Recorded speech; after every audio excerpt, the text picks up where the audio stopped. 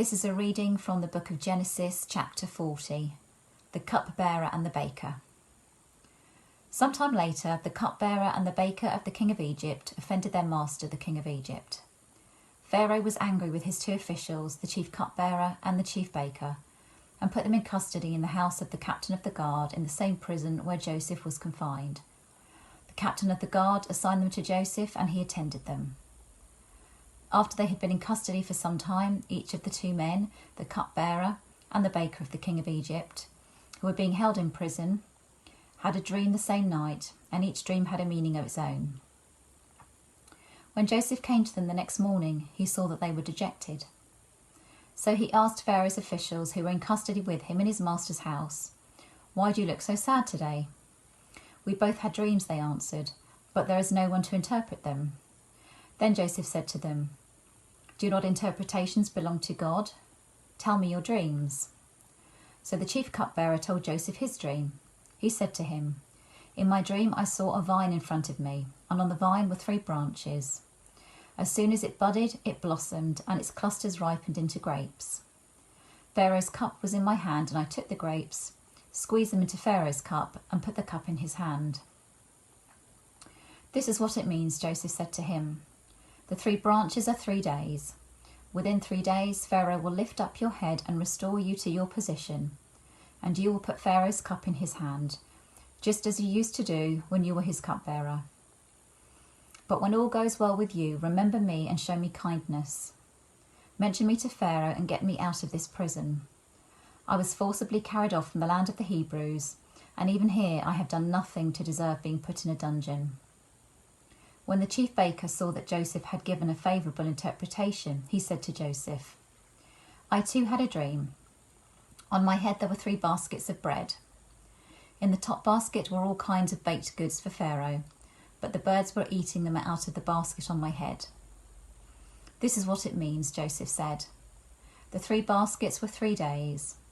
Within 3 days, Pharaoh will lift off your head and impale your body on a pole, and the birds will eat away your flesh." Now the 3rd day was Pharaoh's birthday, and he gave a feast for all of his officials. He lifted up the heads of the chief cupbearer and the chief baker in the presence of his officials. He restored the chief cupbearer to his position, so that he once again put the cup into Pharaoh's hand. But he impaled the chief baker just as Joseph had said to them in his interpretation. The chief cupbearer, however, did not remember Joseph. He forgot him. So in this passage, here we have Joseph now in prison.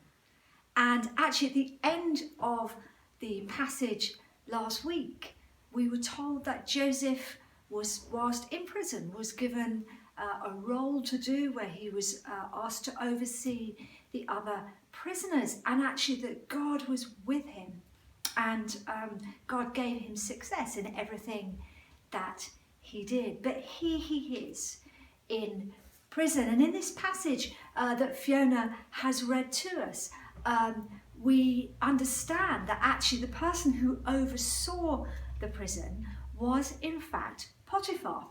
And Potiphar was the master of the household where Joseph had served as a slave for many years. And in fact, one of the things that we discover as well in this passage is that the prison, it wouldn't have been like house arrest, but it would have been probably in Potiphar's grounds somewhere, but it is described as a dungeon, as a pit. So it probably would have been something like a kind of makeshift pit. So it really wouldn't have been particularly pleasant for Joseph living in those conditions. And it would have been about 11 years since Joseph had actually left Israel. So that would have been 11 years that he hadn't seen his family. 11 years since he'd been a free man. And that would have been pretty hard for him, wouldn't it? Most of us have now been in lockdown for 5 weeks, I guess, and for some of us for even longer.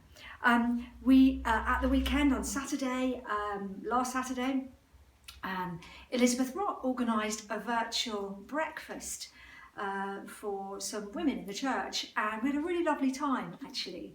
And while we were chatting and eating our breakfasts, somebody mentioned that actually at the moment the time that we're in, all being sort of trapped in our homes, had reminded her of perhaps a little bit of what it's like to be in prison.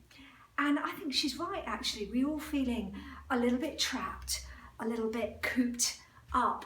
And in fact, in our garden, we have quite a long, thin garden. And about a year ago, after some building work we'd done, Nathan built a path, and it goes all the way round the garden. And Bonnie, our daughter, one day went out and started to run the length of from the gate all the way up to the wheelbarrow.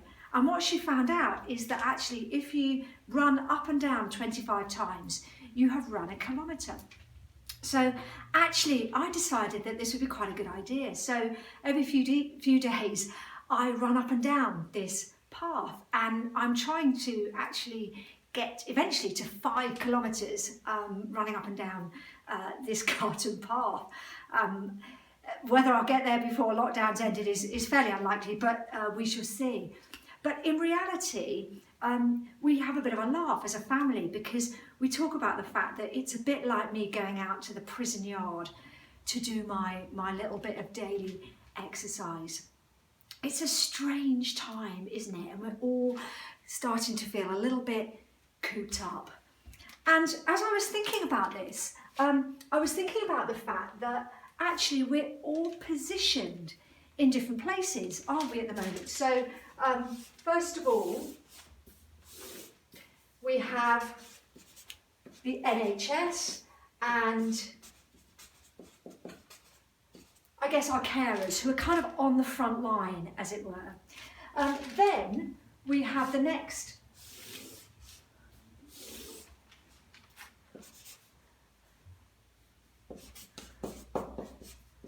set of people. Sorry, I've misspelled that. They're key workers, our key workers. So bus drivers, train drivers, refuse collectors, delivery drivers, shop workers, vets, dentists, all those people who are supporting society. And then underneath them, we've got charity workers and food banks.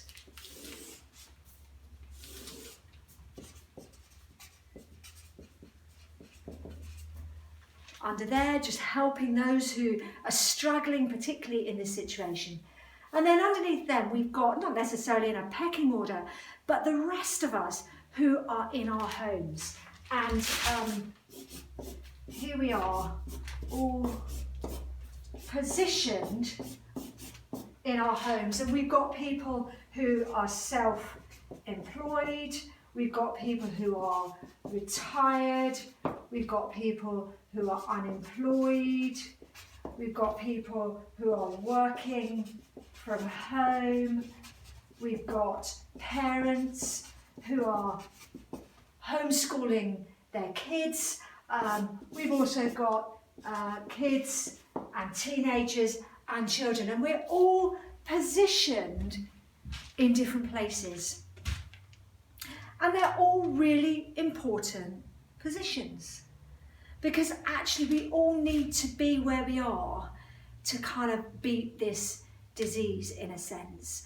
And we need to be comfortable where we are, positioned where we are. And back to Joseph, he at this time was positioned at the bottom of, in a prison, in a pit, in a cell. And we're not aware that he was particularly badly treated, or that he was hungry, or anything like that. But he would have been severely restricted, a little bit like some of us are feeling right now. But he was a very talented guy.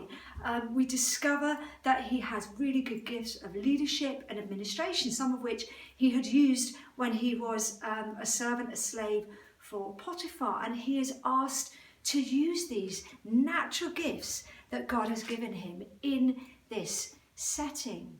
So even when we are severely restricted, and even when he was severely restricted, he was able to bloom where he was planted. And that's the title of today's service, to bloom where we are planted. This is a phrase that Nicky Gumbel, who started Alpha, has often used. And in fact, there's a Christian author by the name of Danielle Burnock, and she has written this in one of her articles about blooming where we are planted. She says that's 3 things. Firstly, blooming where we're planted is to be fruitful and to blossom and to become all that we're created to be. That's the first thing. Secondly, she says blooming where we're planted is making the best of what you have when life throws lemons at you. I really like that one. Making the best of what you have when life throws lemons at you. And thirdly, to do what's right even when it's hard. And Joseph was fruitful and he did all of these things. He bloomed where he was planted. He firstly used his natural gifting, his gifts of leadership and organising and administration, even in this restricted setting of the prison. I wonder what you're good at. Maybe you're good at listening to people. Maybe you're good at encouraging people. Maybe you're good at technical things. People like Aidan and Paul McCready this week have been helping Nathan with all sorts of techie things that I can't even begin to understand. Maybe you're good at gardening. Actually, right now, you can really bless people with your front gardens because we're all walking around our neighbourhoods, looking at each other's front gardens. Maybe you're good at baking. Maybe you're good at running. Who knows what the gifts that God has given you? But actually, what God is encouraging you to do is to bloom where you are. Now, it is possible, and I've heard some of you say this, that actually some of those things you feel you can't do in this time because you're restricted. Maybe baking, you normally like baking for people, and that's something that is very difficult to do at this time. But actually, in reality, maybe God is saying to you that this is a time to discover new things, new gifts that God has given you, or to release those things that are already there in you, that he wants to grow in this season, so that there will be new flowers that are going to bloom in this time. So, firstly, God encourages us to use our natural gifting. He also encourages us to use our supernatural gifting. So the next part of the story that we've heard today is that Pharaoh, who was the top guy in Egypt at the time, he had 2 members of staff. He had a cupbearer and he had a baker. And one day he was very, very angry with them, possibly because he himself had suffered some kind of stomachache or something, and probably accused one or the other of them of poisoning him. And he didn't perhaps know which one it was, so he had them both thrown into prison. And the prison that he was thrown into was Potiphar's prison, where indeed Joseph was, of course, at that time. Now, the fact that actually they go into the same place as Joseph is not a coincidence at all, and we'll discover that later in the story. But what then happens is that the baker, sometime later, the baker and the cupbearer, one night, both have a dream. And the dream really troubles them, so much so that they comment on it the next day to Joseph. And Joseph, I love this bit, he now says, on hearing that they're both troubled about their dreams, he says this, he says, "Do not interpretations belong to God? Tell me your dreams." So firstly, Joseph is recognizing that actually only God reveals the mysteries. Only God is able to reveal what these dreams are about. And sometimes if we have some kind of supernatural gifting of some sort, it's very easy to think that it's us, particularly as we grow in that area, to point the healing or the prophetic word or whatever it is to us. But actually it's God who reveals these things to us, not ourselves. And secondly, he says, "Tell me your dreams." Now, I don't know whether he had continued to have dreams since that first time he had a dream with his brothers all those years ago. But actually, we don't know, but actually what he does in this moment is he seizes the moment. He says, actually, I'm going to give this a go. Tell me your dreams, he says. And of course, they do. So instead of shying away from it, he seizes the moment. And I think that's true for us today as well, isn't it? We can shy away from developing those things. Now, in terms of dreams in the Bible, there are a number of examples and a number of people who have received dreams from God or interpret dreams for God, through God, with God. But also people, Christians, have dreams and visions today. And actually, I've only personally had 2 dreams that I would say were specifically from God. One of those was about 3 years ago, and it wasn't a very easy dream. Actually, it was quite a slightly disturbing dream about a particular person that I know. And I woke up the next day and I really did feel it was very different to my normal dreams.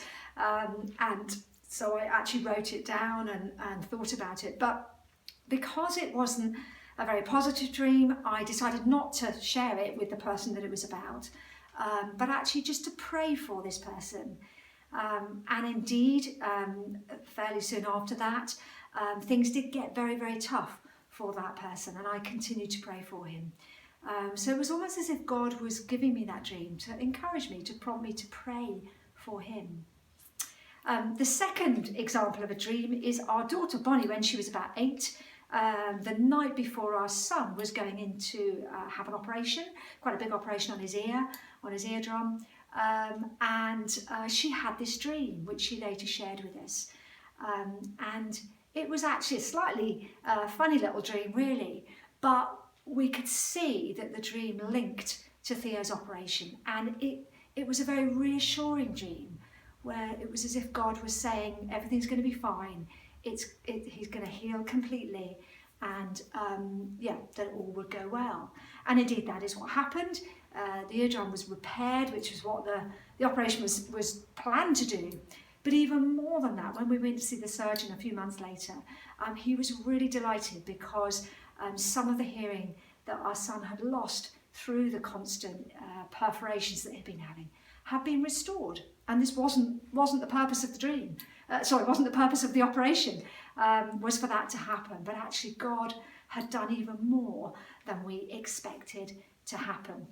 So God speaks to us through dreams and visions, through little gentle nudges, through words, but ultimately through the Bible. That is the most direct way that God speaks to us about our lives now and our lives in the future.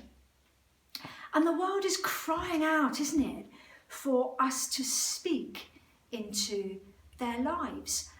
You only have to drive around in normal times to see this happening. We have a hotel near us, and every few months they are promoting psychic fairs.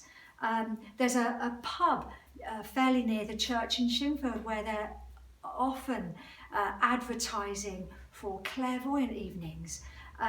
I've got friends who've been along to see mediums because they want to hear something spoken into their lives. And yet we as Christians can also hear from God.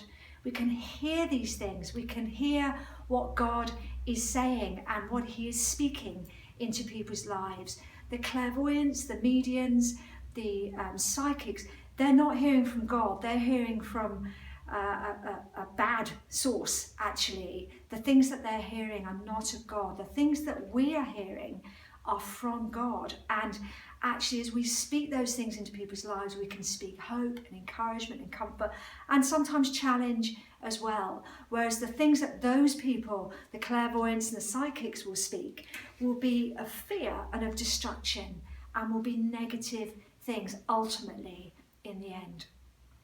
But people are hungry to know, aren't they? The cupbearer and the baker wanted to know, what does this dream mean? that I have had. And this time while we're in lockdown is a great time for us to be growing in learning to listen to God, to develop those giftings that God has given us, to have a go. Joseph had a go with a couple of fairly safe people, with the cupbearer and the baker. And then we'll see next week that he's actually going to be called to interpret Pharaoh's dreams, and the stakes are much, much higher. But he had a go in a safe context. And I think that's good for us to do the same thing. So let's seize the moment. Let's have a go. Let's grow. Let's practice these giftings that God has given us.